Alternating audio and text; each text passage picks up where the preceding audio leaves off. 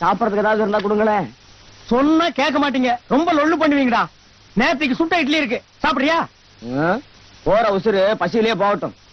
ஆமா, நீங்க அதைத்தான் நீங்க போறீங்களா? ஆமா. இத புடிங்க. இந்த பொழப்பு பிழைக்கிறதுக்கு என் கூட வந்துருங்க. 3 வேளையும் சுடுசோறு சாப்பிடலாம். ஏண்டா எடுக்கிறது பிச்சை, பேசுறது ஏகத்தாளமா பேசுற? என்ன பிச்சைக்காரன் போயிட்டானே?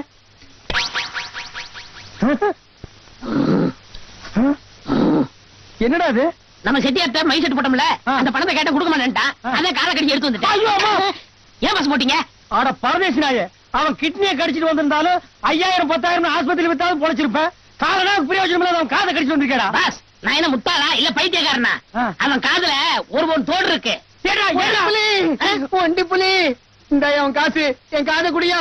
வாடி, உங்ககிட்ட எல்லாம் இப்படித்தான் வசூல் பண்ணும். கேட்டா வராத காசு கடிச்சா வருது பாத்தியா? ஆஸ்பத்திரி போய் என் காதை விட்டணும்.